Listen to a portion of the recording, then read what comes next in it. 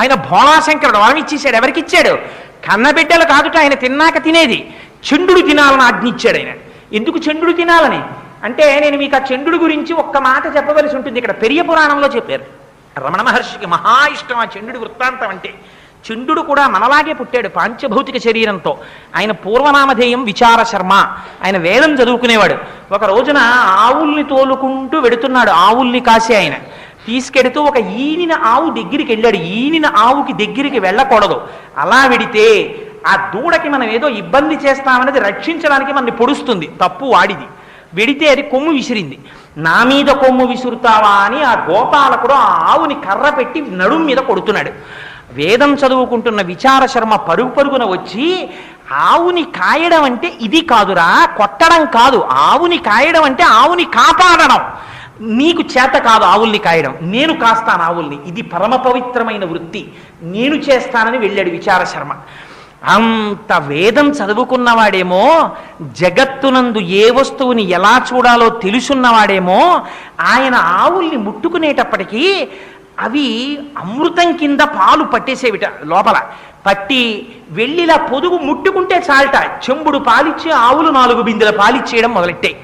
వాటికి అలా ఇంటికెళ్ళి యజమానులకు పాలిస్తే తృప్తి పోయిందిట కొన్నాళ్ళకి. మనం యజమానులకు ఇవ్వడం ఏమిటి? మహానుభావుడు మనని పోషిస్తున్నవాడు విచార శర్మ. ఆయన ఏం చేసేవాడు? ఆవులన్నింటినీ వదిలి వేదం పన్నాలన్నీ ఆమ్నాయం చేసుకుంటూ పైకి అవన్నీ చెప్పుకుంటూ కూర్చునేవాడు. ఆ వేదం వింటూ ఉండేవి ఆవులు. అందుకని ఈయనకి పాలిద్దాం అనుకున్నాయిట. ఈయన అడిగినా అడగకపోయినా ఆవులు పక్కకొచ్చి పాలు వదిలేస్తుండేవిట. ఉత్తినే వదిలేస్తున్నాయి కదా అని ఆయన ఏం చేసేవాడంటే కుండలు తెచ్చి కింద పెట్టేవాడు. అలా కుండలు నిండిపోయి పాలు అయ్యేవి. ఆ పాలు తను తాగేవాడు కాదు విచార శర్మ. వెంటనే ఆ పక్కనున్న ఏటిలో స్నానం చేసి ఇసుకతో గుడి కట్టేవాడు. అందులో ఓ ఇసుకలింగం తయారు చేసేవాడు. ఈ కుండలలో పాలు తీసి ఒక్కొక్క పాత్రతో పాలు పట్టుకుని, నమస్తే అస్తు భగవన్ విశ్వేశ్వరాయ మహాదేవాయ త్రయంబకాయ త్రిపురాంతకాయ త్రికాగ్నికాలాయ కాలాగ్నిరుద్రాయ నీలకంఠాయ మృత్యుంజయాయ సర్వేశ్వరాయ సదాశివాయ శ్రీమన్మహాదేవాయ నమః అంటూ అభిషేకం చేసేవాడు. ఇక్కడ అభిషేకం పూర్తయ్యేది అసుర సంధ్య వేళ అయ్యేది.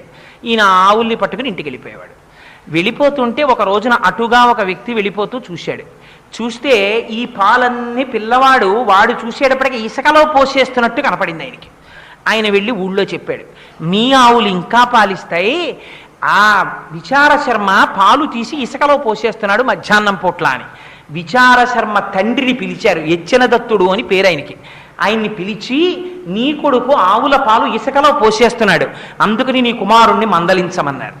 ఆ తండ్రి నిజంగా పిల్లవాడు మధ్యాహ్నం పాలు కుండలతో తీసి ఇసుకలో ఎందుకు పోస్తున్నాడో చూడడం కోసమని రహస్యంగా వచ్చి ఒక చెట్టుకి దిక్కి దాంట్లో కూర్చున్నాడు. మధ్యాహ్నం అయ్యేటప్పటికి ఆవులు పాలిచ్చాయి. ఆ పాలు తీసి పిల్లవాడు గుడి కట్టి ఆ ఇసుకలింగానికి పూజ చేస్తున్నాడు. ఇది చూశాడు తండ్రి. మహాగ్రహం వచ్చింది.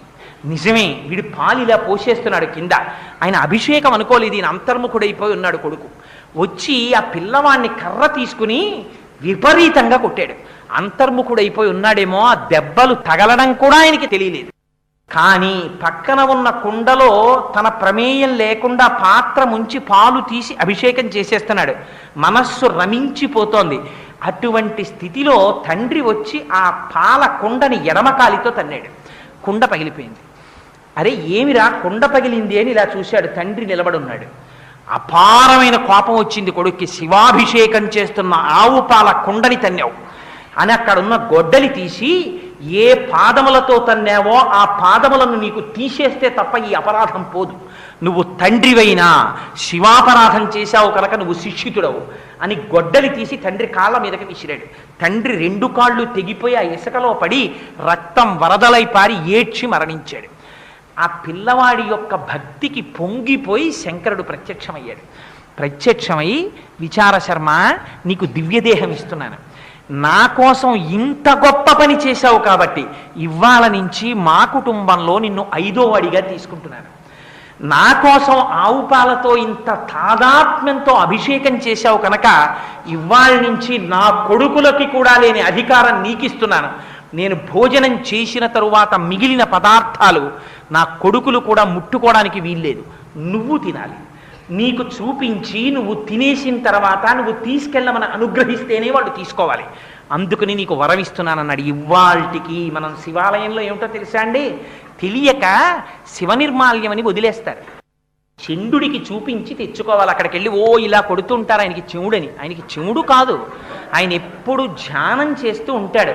ఆ శివాలయంలోకి వెళ్ళి ఆయన చెవుడు చెవుడు అని మీరంటే లేనిపోని పాపం మూట కట్టుకున్నట్టు. చిటికెల చండీశ్వరుడని పేరు ఆయనకి. ఆయన ఎప్పుడు భావసమాధిలో ఉంటాడు.